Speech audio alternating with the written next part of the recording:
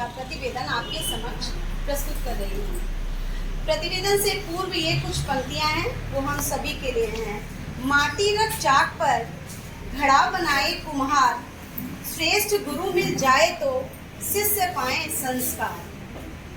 सर्वप्रथम प्रशिक्षण का प्रारंभ प्रार्थना वह शक्ति हमें दो दयानिधि और उसके पश्चात अभियान गीत से हुआ, प्रेरणा गीत से हुआ।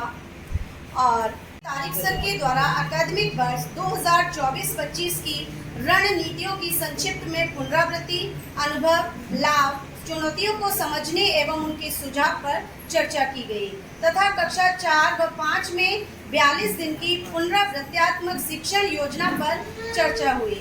सत्र 2 में जांच सतत आकलन पर चर्चा हुई, जिसमें बताया कि कक्षा 4 व 5 में 42 दिवस की पुनरावृत्त्यात्मक शिक्षण योजना से पहले छात्रों का आकलन करना होगा और फिर 42 दिवस की शिक्षण योजना के अंत में भी एक बार पुनः आकलन करना होगा। लेकिन जो सतत आकलन है वो हम किसी भी दिन कर सकते हैं। सत्र 3 में भी कक्षा 4 व 5 के भाषा विषय में 42 दिवस की पुनरावृत्त्यात्मक उपचारात्मक शिक्षण योजना पर चर्चा की गई। बताया गया कि भाषा विकास के लिए भाषा के 4 ब्लॉक्स सुगोपली, जिसमें पहला ब्लॉक मौखिक भाषा विकास, दूसरा शब्द पहचान, तीसरा पढ़ना और चौथा लिखना, इस विषय पर चर्चा हुई। सत्र 4-5 में सभी शिक्षक साथियों के द्वारा शिक्षण योजना पर कार्य किया गया। सत्र 6 में ARP शिवम सर के द्वारा बताया गया कि पुनरावृत्त्यात्मक एवं उपचारात्मक शिक्षण योजना का जो दिवसवार विभाजन है वह कक्षा 4 में कक्षा 1 से कक्षा 3 तक के लर्निंग आउटकम को प्राप्त करने हेतु तथा कक्षा 5 में कक्षा 1 से कक्षा 4 तक के लर्निंग आउटकम को प्राप्त करने हेतु हुआ है। उनके द्वारा बताया गया कि 42 दिवस के इस प्रशिक्षण में योजना को विभाजित किया गया है।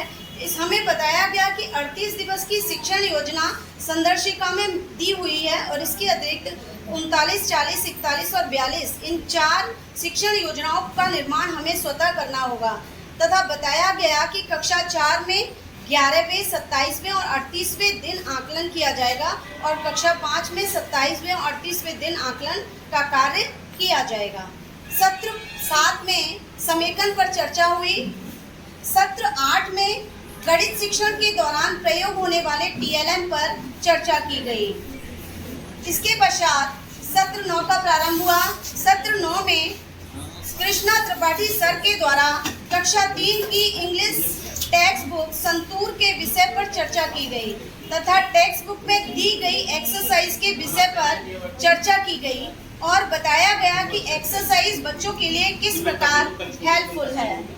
ARP महोदय द्वारा बताया गया कि फाउंडेशनल स्टेज तथा प्रिपैरेटरी स्टेज में टीचिंग मेथड कैसा होना चाहिए तथा एक्टिविटीज़ हमारी किस प्रकार की होनी चाहिए।